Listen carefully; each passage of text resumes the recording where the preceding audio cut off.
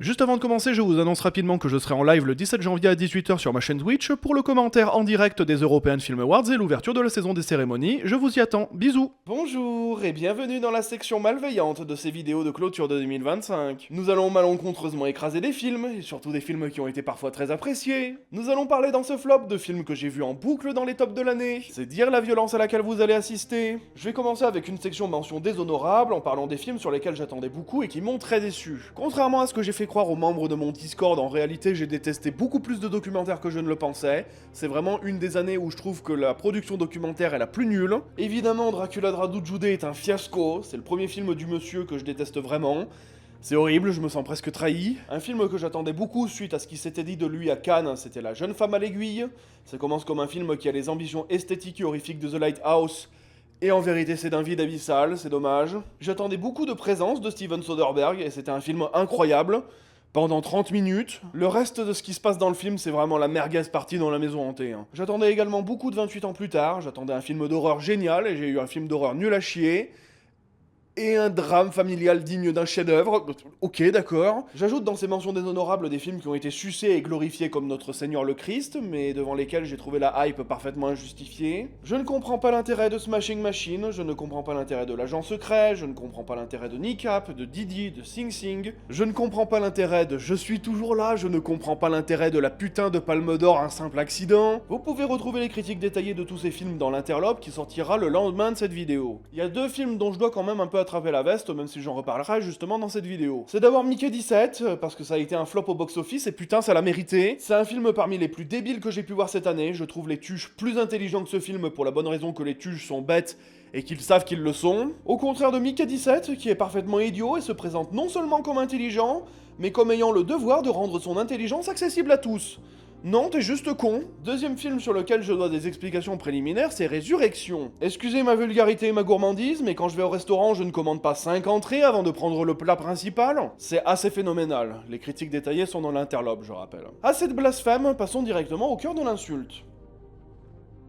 En numéro 10, Life of Chuck de Mike Flanagan. Je n'ai rien compris du tout à ce film. Pourquoi le personnage de Chuck est censé être intéressant en particulier? Qu'est-ce qu'il a de si spécial? Qu'est-ce qui s'est passé de si intéressant dans sa vie? Pourquoi est-ce que sa mort à lui causerait l'effondrement du monde? Que ce soit littéral ou symbolique? Quel est le rapport avec le fait qu'il est censé contenir des multitudes? Pourquoi est-ce qu'on ne nous montre jamais la multitude? En quoi c'est pas un gigantesque ego trip ce putain de film? C'est quand même un scandale que je sois aussi confus après avoir vu un film qui explique à voix haute tout ce qu'il se passe pendant 2 heures. Avant qu'il parte faire des séries, j'ai connu un Mike Flanagan brillant, toujours parfaitement compétent pour raconter l'horreur avec des images sans en faire des caisses. Et là, j'ai profondément le sentiment que la voix off est là pour tenir un semblant de cohérence parce que le film est trop éparpillé. C'est quand même terrible de faire un film aussi déboussolé et halluciné et d'au final même pas l'assumer en prenant son spectateur par la main par la voix off. Une voix off qui par-dessus le marché couvre la quasi-totalité du film de manière presque insupportable. Si vous l'avez pas vu en VF et que vous êtes pas bilingue, bah franchement vous êtes des putains de héros, parce que moi j'ai trouvé ça fatigant et insupportable. Et bizarrement, par contraste, les scènes où le film donne confiance à ses situations et ses acteurs et où la voix off ferme sa gueule, bah je les trouve magnifiques. C'est bizarre, hein? Je trouve le premier segment du film incroyable par ailleurs, même s'il est nébuleux et qu'il colle pas avec le reste du film, bah il est très bien écrit et pour moi c'est vraiment la pièce de choix du film, alors que le reste, bon, je comprends pas comment ce film peut se perdre à ce point, comment il peut se planter à ce point, alors qu'il a des rambardes de sécurité tout du long. Je comprends pas.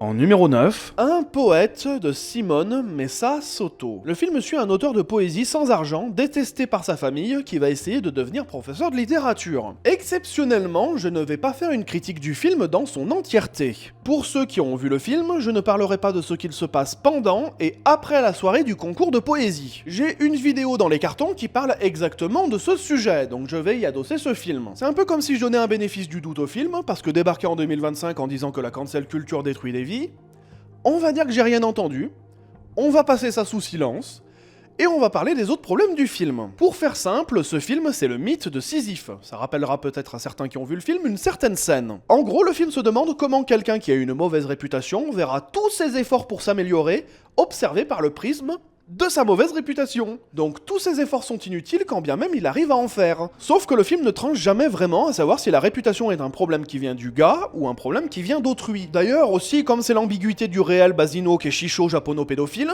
on sait jamais si le film trouve les échecs et les victoires de son personnage dramatiques ou comiques. La réponse du film c'est que c'est peut-être un peu des deux, auquel cas je peux me permettre de catégoriser ce film dans n'ayant rien à dire. Je vais vous dire quelque chose. Pour être quelqu'un de bien, il faut faire des efforts, mais il faut que les autres aussi fassent des efforts. Eh ben, tout ça, franchement, à côté, le dernier Clint Eastwood, c'est le wokisme quasiment. Putain.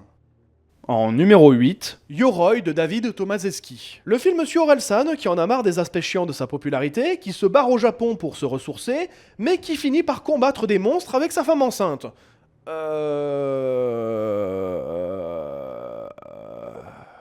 J'ai vu des gens avoir des problèmes. Mais je crois que c'est la première fois que je vois des problèmes aussi nuls. Je vais essayer de formuler une critique qui soit le plus désinhibée de tout le cringe dégagé par ce putain de film. Et j'insiste là-dessus parce que ça a beau vouloir être drôle, ce n'est pas un nanar. Les sujets choisis étant vraiment sincères, puisqu'ils sont liés à la vie intime du gars. Bon, ça reste aussi profond qu'un pédiluve, quoi. L'antagoniste du film est censé incarner les démons d'Orelsan, et un de ces démons, c'est les politiques français. Et un autre de ces démons, c'est son alcoolisme. Donc, je voudrais bien savoir le chemin de pensée qui fait le rapport entre les politiques français et ton alcoolisme. En quoi tu les places au même niveau? Parce qu'en plus, la solution du film, c'est le lâcher-prise et l'acceptation. Sauf qu'on nous présentait plutôt que le reproche que la meuf d'Orelsan avait à lui faire, c'est qu'il était trop je m'en foutiste. Alors qu'il finit par comprendre qu'il faut être je m'en foutiste avec ses problèmes. Je comprends pas, frère. Les chansons de son dernier album, c'est juste des énumérations de trucs du quotidien. Donc son film, ça ne peut être qu'une énumération de banalités à coucher dehors.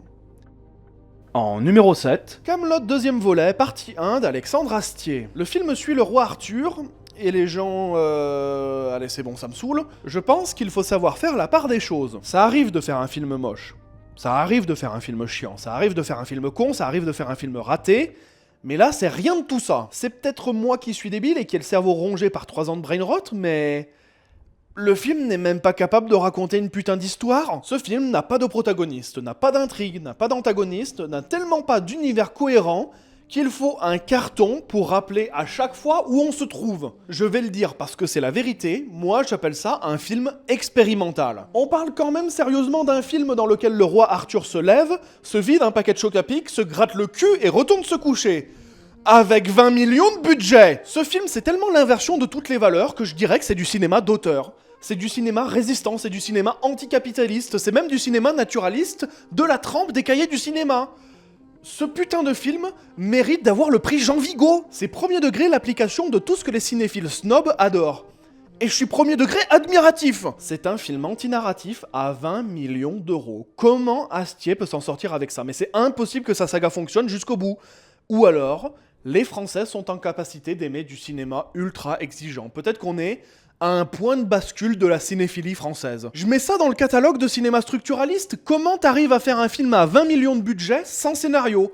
Comment tu te les fais financer en présentant rien sur la table? Ce film est tellement fort qu'il arrive même à être méta, parce que c'est un film sur un roi qui veut pas faire son boulot, réalisé par un réalisateur qui veut pas faire son boulot. C'est spectaculaire. Je crois que ce film, c'est vraiment ma découverte de ce qu'est vraiment Kaamelott. C'est un ensemble de sketchs écrits par quelqu'un qui essaye de plagier la fluidité des dialogues d'Audiard et le vocabulaire dieudonné. Et c'est tout. Et je comprends pas comment ça peut plaire à des gens, parce que, je sais pas, par exemple, une gigantesque quantité de personnes trouvent les films de Chantal Akerman chiants et prétentieux, alors que c'est exactement le film Kaamelott. Des films sans intrigue claire, avec juste des gens qui parlent ou qui bougent. Je suis d'autant plus surpris que toutes les références de Astier en termes de cinéma, c'est vraiment du cinéma populaire de chez populaire, avec une défense geek de ce médium. Donc je m'attends à regarder, de la part de ce type, un délire régressif. Mais je me fais profondément chier. Les dialogues avec que des mots compliqués pour avoir un style, mais ça me casse la tête. Alors que les décors, les lumières, les acteurs sont tous là, ils ont envie de bosser, mais on n'aura rien d'autre qu'un téléfilm de la trempe du prime time Nos Chers Voisins sur TF1 pour le Nouvel An. C'est du gâchis, et c'est même pire que toute comédie française comme on l'entend avec l'affiche bleue et jaune et la grosse gueule à Christian Clavier ou Didier Bourdon. Parce que là, c'est vraiment littéralement des films régressifs. On prend un thème bien con, bien réac, bien... On n'a pas évolué sur ce genre de questions, genre je sais pas, les origines sociales, les religions, bref, tout débat un peu de merde, et on met en scène à partir de là un ensemble de sketchs qui déclinent des situations en tout genre, jusqu'à la résolution, où d'un coup, ces divisions sont résolus sans explication. Mais là, il y a même pas le départ d'un putain de conflit dans ce film. Enfin si, je comprends qu'il y a Arthur qui en branle pas une et qu'il faudrait qu'il s'y mette, sauf que même ça, personne n'est d'accord là-dessus dans le film. Bah si, du coup, il y a un conflit sur l'existence du conflit. Nique ta mère. Tout ça pour démultiplier des sketchs dans les grottes ou au pôle Nord. Mais assume que t'es un film à sketch, bordel, maquille pas ça comme un camion volé en Seigneur des Anneaux. Et j'entends déjà les arguments d'Astier à dire que la comédie c'est du sérieux, il faut avoir les grands moyens, parce que c'est pas un art secondaire. Alors je vais terminer sur une comparaison qui je trouve est très parlante. Imaginez que Jérôme Sédou, le président de Pathé, décide de financer à hauteur de 20 millions d'euros, ce qui est une somme gigantesque vis-à-vis de la moyenne française, pour un projet de film Caméra Café. Bah qu'est-ce qui va se passer? On va augmenter les décors, on va augmenter les costumes, la musique, la qualité d'image, mais ça ne peut pas être autre chose que des gens qui parlent de nibarde la réceptionniste devant la machine à café. Et bah là c'est pareil, Kaamelott est ce qu'il est. Et ça ne fonctionne pas en film. Les moyens fournis, c'est une bombe à hydrogène comparée à Kaamelott qui est un bébé qui tousse. Ce film est beaucoup trop bien pour son propre bien. Décidément, le passage d'un média à l'autre ne fonctionne pas toujours très bien.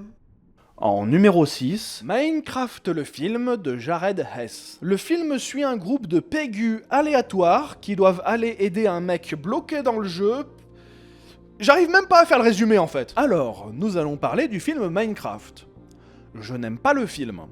Et pourtant, vous allez être en désaccord avec moi. Pour ce qui concerne le film en lui-même, évidemment les enjeux sont inexistants et l'écriture est aussi lourde qu'un semi-remorque. Tout ça étant évidemment le résultat d'un adulte qui découvre le jeu en 15 minutes et qui essaye d'en faire une histoire sans aucun attachement émotionnel. Mais en vrai, faut être honnête, quand on s'est déjà tapé un minimum de comédie française, c'est pas plus lourdingue que ça en fait. Franchement, je m'attendais à encore pire. C'est un niveau moyen de film pas drôle, pas intéressant, mais je trouve pas le film activement mauvais. Sauf en ce qui concerne les vannes de cul, dans un film qui cible une audience collégienne.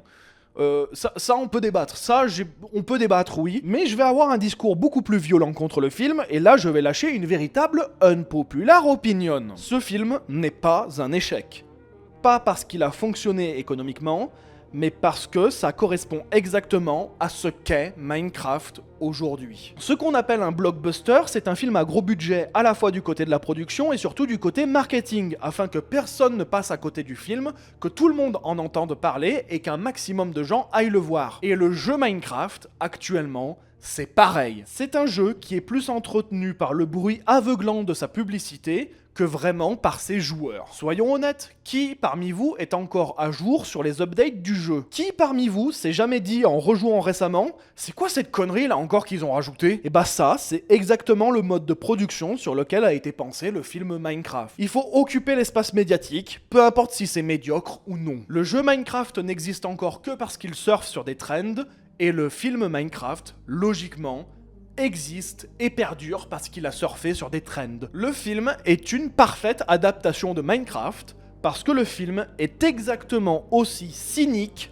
que les joueurs qui se moquent tout le temps du jeu en ce moment. Alors ma vraie déception, c'est que le film Minecraft n'ait pas aidé à tuer le jeu Minecraft. J'aurais espéré que le jeu meure une bonne fois pour toutes grâce au film. Parce que j'en ai marre des gens qui buzzent en se moquant du jeu. J'en ai marre des gens qui sont premier degré indignés pour des polémiques évidentes et ridicules. J'en ai marre des gens qui vont voir les Minecraft Live en ayant plus rien à foutre du jeu. Parce qu'il y a un jeu avec la même communauté, les mêmes mécaniques et la même ancienneté qui est visiblement mort et pourtant qui ne s'est jamais aussi bien porté. C'est Roblox. Le jeu a aucun buzz, personne en parle, personne se montre en train de jouer dessus, et pourtant, des centaines de joueurs créent des serveurs pour que des centaines d'autres y jouent encore activement. Et ça continue encore à être précis, génial et attractif en 2025. Le jeu a 20 ans, putain. C'est ce que je veux pour Minecraft. Qu'on éteigne le projecteur et qu'on rejoue simplement au jeu, sans en faire une foire ultra publicitaire ou cynique tous les 6 mois. Pour avoir une analyse plus profonde sur le pantin capitaliste qu'est devenu Minecraft, je vous recommande ce qui est probablement la meilleure vidéo à avoir été écrite sur le sujet, c'est le futur de Minecraft par le youtubeur Syrah. Vous verrez pas plus basé et pas mieux monté sur YouTube, ça fait bientôt 5 ans que c'est bloqué à 26 000 vues, donc allez, on va faire bouger ça, allez on y va, hop hop hop hop hop, on y va, hein?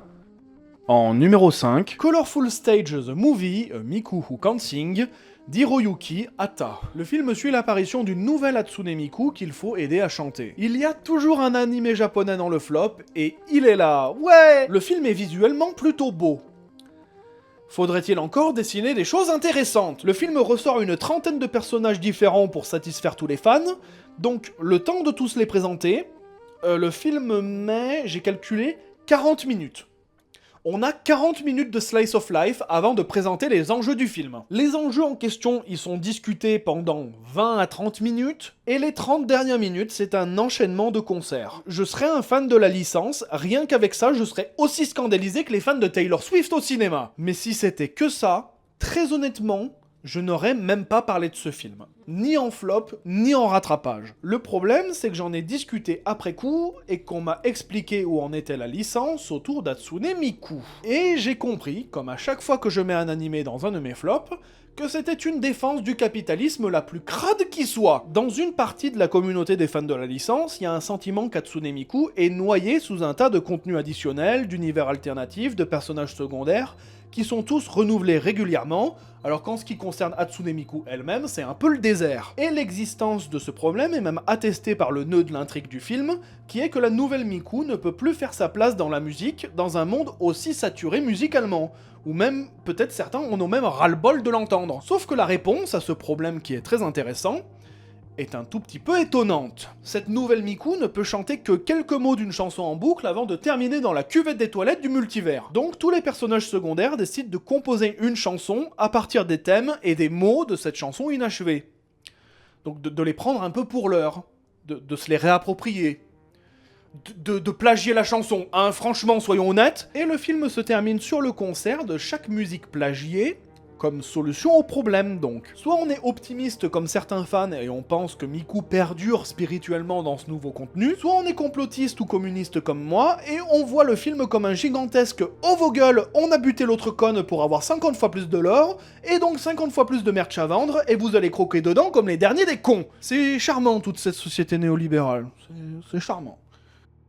En numéro 4, Maria de Pablo Larraín. Le film suit les dernières semaines de la vie de Maria Callas. S'il fallait comparer avec les autres biopics féminins du monsieur, c'est-à-dire Jackie et Spencer, sans parler immédiatement de qualité visuelle ou scénaristique ou j'en foutre, dans ces deux films, il y avait au moins un peu d'empathie. Non, on remettait les situations dans leur contexte, dans des rapports de domination, d'exploitation, de silenciation. Mais là, c'est juste un putain de monologue d'une bourgeoise qui se plaint et on ne veut jamais nous expliquer pourquoi. Soit c'est suggéré tellement finement que je pense surinterprété, soit c'est relégué dans des moments de fantasme, soit c'est tellement odieux que je refuse de croire qu'on a autorisé la reine à saloper l'image d'une meuf comme ça en fait. On a quand même Maria Callas qui se sent tellement seule qu'elle invente une équipe de télé pour se faire elle-même des interviews imaginaires. Pour passer le temps. Et pour rappeler le sentiment de domination qu'elle a l'impression de plus avoir, alors que bourgeoisie, bordel, Maria Callas a des amis imaginaires dans ce film, je demande à qui profite le crime. Même le peu de soin apporté à la photographie arrive pas à rattraper ce carnage. Les moments les plus esthétisés, c'est-à-dire le noir et blanc et les séquences tournées en 8 et 16 mm, c'est des plans de coupe, sans contexte, dans la pure moyenne d'une pub de parfum. Ave Maria. Bref, c'est affligeant comment ce film semble à la fois exagéré et pourtant vite fait bien fait. Je comprends pas. En numéro 3, Un parfait inconnu de James Mangold. Le film suit les débuts de Bob Dylan dans la musique. En fait, je peux même pas dire que le film est nul, parce que tous les éléments du film sont des échecs objectifs. La vie personnelle de Bob Dylan dans le film se résume à des problèmes amoureux, dont lui-même n'a rien à foutre. Donc, pourquoi nous les montrer en fait? C'est visuellement vide, c'est politiquement insipide, Chalamet chante faux, les faits présentés dans le film ont été débunkés depuis des années, il n'y a factuellement et objectivement rien du tout qui tienne la route dans ce film. Rien. Puisqu'on est dans la catégorie biopic, on va essayer de rester constructif. Ce film, ça donne l'impression que le biopic Macaque de Robbie Williams ou le biopic Lego de Pharrell Williams sont géniaux. Alors qu'un biopic juste bien fait a pas besoin d'idées révolutionnaires pour fonctionner. Le travail d'écriture et d'éclairage de Fanon est formidable. Le travail de montage de Nikki était absolument fabuleux l'année dernière. Pas besoin de singes en CGI pour améliorer une lecture de page Wikipédia. Faites bien votre boulot, point barre. En numéro 2, Shelby Hawkes de Chris Stuckman. Le film suit une femme traumatisée par la disparition de sa sœur au moment où des détails indiquant où elle pourrait se trouver reviennent dans sa vie. Où commencer ?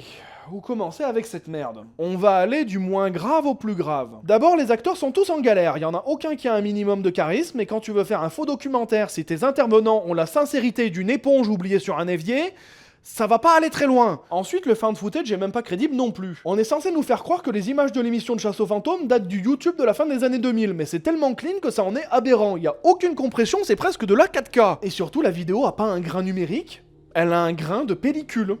Mon gars, c'est qui ces chasseurs de fantômes qui chassent en 16 mm? Par-dessus le marché, ce found footage existait avant le film, donc il y a 15% du film qui est du putain de réchauffé d'une ancienne œuvre du gars autour de laquelle il a bricolé un scénario.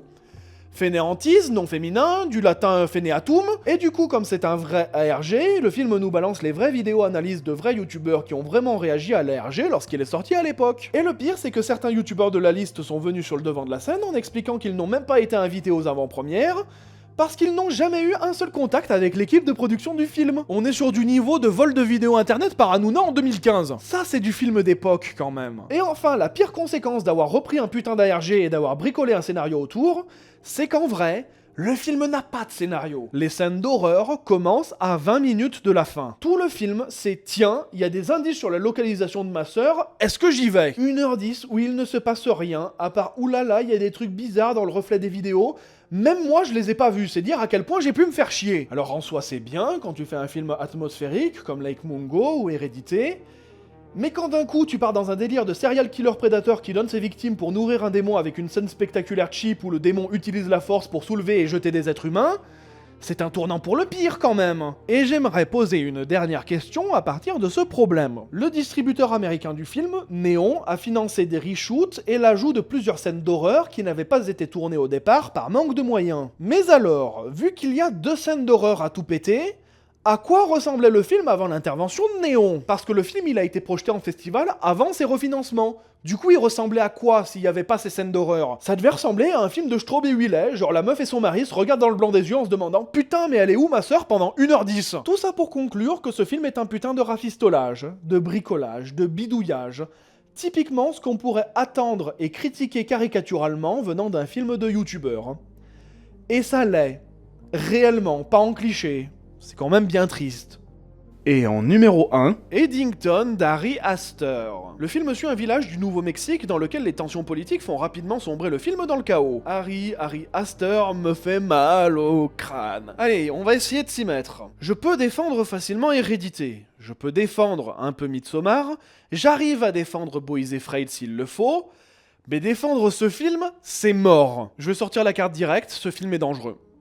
Ce film est dangereux parce qu'il pense dénoncer un problème alors qu'il y participe. Déjà, ce film m'inquiète d'un point de vue de santé publique. Vous vous rendez compte qu'on doit faire des films sur n'importe quel drame qui s'est passé avant-hier pour qu'on se dise effectivement, ça s'est passé, mais on est tous devenus collectivement débiles ou comment ça se passe? Ensuite, le film passe son temps à balancer à répétition des dog whistles, des chiffons rouges, des rhétoriques qui occupent l'espace médiatique. Les gauchistes sont en manque de baise, les droitards ont juste des problèmes d'ego, les milliardaires sont intouchables donc rien ne sert de lutter, les minorités subissent une discrimination positive profondément injuste. Peu importe si le film présente ses positions ironiquement ou sérieusement, on n'en a pas besoin, bordel. Parce que, pour présenter tout ça, le film travaille un scénario exagérément choral et exagérément peu clair pour perdre le spectateur qui manque d'attention pendant quelques secondes. Tout cela pour retranscrire la confusion, je fais des guillemets, des très gros guillemets, la confusion sur la politique actuelle et le réel état du monde. Parce qu'on le savait pas. Parce qu'on n'était pas tous anxieux, perdus dans le doute tous les jours déjà. Parce qu'en plus de l'anxiété de notre vie quotidienne, il faut qu'un film nous rende anxieux encore plus. C'est ça la vraie culture de la médiocrité. Le film a rien produit. Il a même plutôt contribué à nous faire perdre un peu plus de compréhension dans ce bas monde. J'ose le dire, ce film a le même intérêt que CNews. Nous faire peur parce que c'est grave et qu'on est foutu. Et conséquence, on se prépare à une guerre civile parce que le film nous a fait nous y préparer. C'est une insulte fière et non dissimulée à tous les films politiques qui se décarcassent chaque année,